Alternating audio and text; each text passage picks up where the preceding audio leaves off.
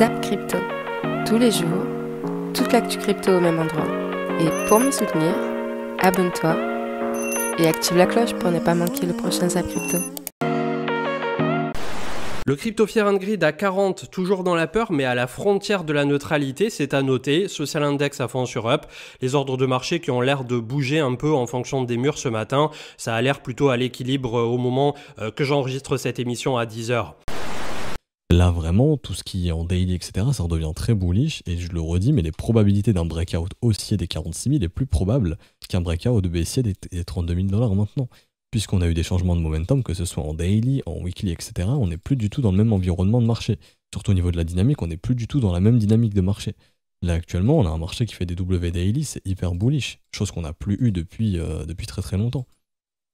Enfin, j'abuse, le dernier qu'on a eu, il était un peu ici, 4 février, voire allez, ici 28 février, donc ça fait quasiment 2-3 semaines. Mais voilà, ça redevient assez positif. Donc le bilan, c'est que le daily weekly est très positif.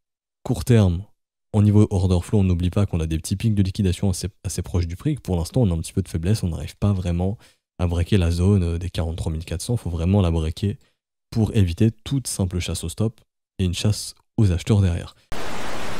Pour l'instant, moi, ce qui me chagrine, c'est le temps qu'on passe sur les lignes de breakout, c'est-à-dire qu'on dessine des super graphiques de partout. Et au moment de le passage à la résistance, là, on y prend 3 plombs. Arrête, déconner.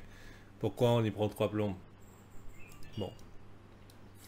Encore, il y a aussi autre chose, c'est que dans le sentiment, est-ce que vraiment les gens sont en train de shorter le haut du range sur les altcoins? Vraiment, c'est ce genre d'environnement, le public qui short les cryptos? Non, j'y crois pas. Donc, le public ne shorte pas les montées. On n'en est pas encore dans ce stade du bear market. Donc, ce qui me laisse penser que si vous avez des positions swing à prendre, c'est ok. Si vous êtes bullish, c'est ok. Si vous voulez vous risquer sur les trucs qui montent et tout, c'est ok. Juste gérez votre risque. Ne luttez pas non plus contre cette tendance qui est en train de s'installer à la hausse et qui est plutôt positive. On a vu que sur Ishimoku, on était passé en tendance haussière sur le Bitcoin. Mais il y a des chances que le rallye soit un petit peu moins haut qu'attendu. Ou alors qu'on ait une petite semaine de piège. On continue d'avoir un ratio short qui monte, un open interest qui monte. Donc on a une majorité de gens là qui sont en train de shorter court terme, ici. Donc c'est ce qui pourrait justement faciliter le breakout. Si les gens sont en train de shorter ici, ça pourrait faciliter le breakout. Ok, donc ça c'est hyper positif, on a toujours des fundings négatifs, c'est bien. Au niveau des spreads, pareil, hein, le prix monte, les spreads sur Binance chutent, ce qui veut dire que la pression vendeuse est plus importante sur les dérivés. On peut l'interpréter d'une autre manière, qui est la pression acheteuse est plus importante sur le spot que sur les contrats dérivés. Mais là par exemple, on voit, hein, le prix monte, pareil, là le spread se remet un petit peu à baisser sur OKEx. FTX, pareil, le spread baisse un petit peu. Et Bybit, on est littéralement dans des spreads négatifs alors qu'on a un prix qui monte. Donc ça veut dire que pour l'instant, les gens, sur les perpétuales, donc les contrats perp, là on fout du levier généralement, des contrats où il y a beaucoup plus de volume et de liquidité, pour l'instant les gens sont plutôt contre le mouvement en fait. Et sur Binance Future, on voit aussi des grosses zones ici qui sont shortées, donc là je le vois ici, mais sur Binance, il y a encore de gros shorts qui ont été exécutés ce matin, dans les 43 100, 43 500. On a aussi des gros shorts qui avaient été exécutés ici. Donc on est dans une zone où les gens aiment bien shorter. Pour l'instant ça tient, ok. Donc c'est peut-être des Wells qui préparent du short ici et qui préparent un dip, c'est possible. Mais si jamais cette zone, on la casse, dites-vous que derrière ça peut vraiment déclencher un short squeeze. Nous sommes dans le vert aujourd'hui, c'est un vert gentillet, mais c'est un vert qui petit à petit sur Ethereum 3050 continue de nous pousser vers le haut. On a le MACD qui continue à bien fléchir, ça me plaît plutôt pas mal. Il nous manque désormais le volume de breakout.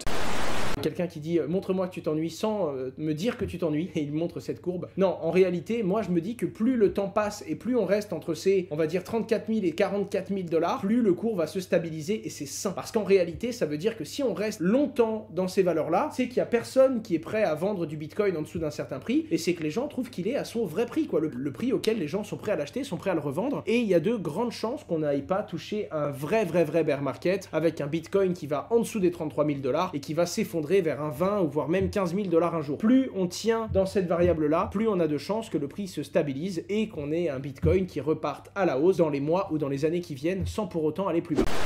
Le paradis des ours, donc c'est Dev the Wave. Alors lui, il ne changera jamais définitivement.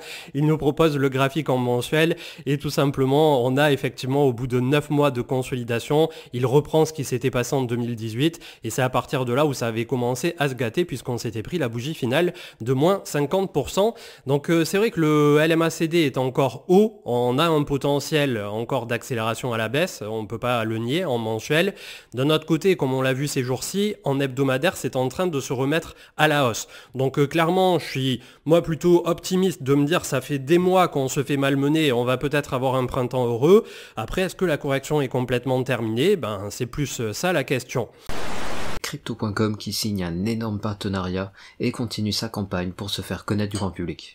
En effet, pour rappel, en novembre dernier, la plateforme s'était offert un partenariat avec l'équipe de basketball de Los Angeles et le changement de nom de l'arène de la ville pour 700 millions de dollars. Et dernièrement, il s'était offert une publicité durant le Super Bowl avec Matt Damon qui leur aurait coûté, d'après les estimations, environ 65 millions de dollars. Et aujourd'hui, ils annoncent tout simplement un partenariat avec la FIFA pour devenir un des sponsors officiels de la Coupe du Monde de 2022 qui se déroulera au Qatar du 21 novembre au 18 décembre 2022. À savoir que la plateforme sera le partenaire exclusif pour le domaine des plateformes crypto et donc ils seront le seul exchange qui pourra trôner sur le terrain pendant cette édition. Donc ici on a Crypto.com qui continue sa campagne de communication démesurée pour faire connaître sa marque du grand public et ainsi attirer de nouveaux investisseurs. Comme le mettait en avant Crypto Future au niveau de ce chart, c'est très intéressant. On a effectivement la population ici qui est représentée, la population mondiale au niveau des petits points.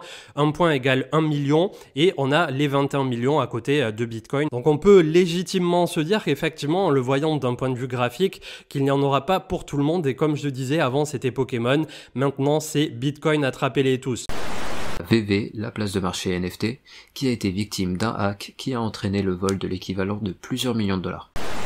On a CryptoHost qui tweetait il y a 1 heure à propos de l'écosystème de Solana, puisqu'effectivement on a une bonne nouvelle avec le studio Krafton qui est à l'origine du jeu PUBG, qui a annoncé qu'il commencerait à éditer des jeux incluant des NFT de la blockchain de Solana, ce qui est plutôt une bonne nouvelle pour la continuité du développement de cette blockchain plutôt tendance en ce moment. On a Yuga Labs qui a atteint une valorisation de 4 milliards de dollars suite à une levée de fonds de 450 millions de dollars.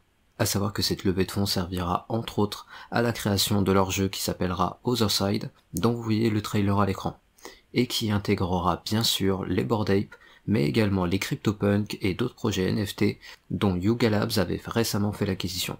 À savoir que tout cela reposera sur la crypto-monnaie ApeCoin, et pour vous donner une idée de l'ambition de l'équipe, on a Willy Arnaud, un des cofondateurs, qui déclare, je cite, « Nous pensons que l'expérience Ready Player One sera gérée par les joueurs. » Et d'ailleurs, en parlant de ApeCoin, le token est sorti depuis à peine quelques jours, mais la hype qui l'entoure est quand même assez dingue, avec par exemple le Time Magazine qui prévoit d'accepter prochainement le ApeCoin pour le paiement de ses abonnements numériques. Et je vous rappelle que le Time Magazine est déjà très ancré dans les cryptos, car ils acceptent déjà le BTC, le TH, le Doge et le CRO pour leurs services en ligne. Donc, pour résumer, Yuga Labs est actuellement en train de construire son propre écosystème, et ils attirent déjà des acteurs très sérieux comme le Time Magazine, et leur ambition semble aller assez loin, et donc bien sûr, affaire à suivre dans le Daily Crypto. Et on termine avec Matthew Hyland qui nous montre ici le graphique du Bitcoin en journalier, avec un triangle rectangle haussier en cours de formation, avec donc du coup une droite de résistance qui est plate, et une droite de support qui est montante avec un prix qui se comprime vers le nord, donc à la hausse majoritairement, et le RSI qui est également sur un triangle de compression quant à lui, puisqu'effectivement on a ici le RSI qui se comprime depuis le mois de février de plus en plus, et qui est sur le point de faire un breakout au nord, ce qui pourrait potentiellement entraîner un breakout du Bitcoin également au nord, et ce qui serait plutôt bien évidemment bullish pour le Bitcoin et pour l'ensemble du marché crypto. Alors, ce zap t'a plu ? Dis-moi en commentaire quelle est l'actu qui t'a le plus intéressé. Et si tu as manqué les actus d'hier, retrouve juste ici le Zap Crypto de la veille.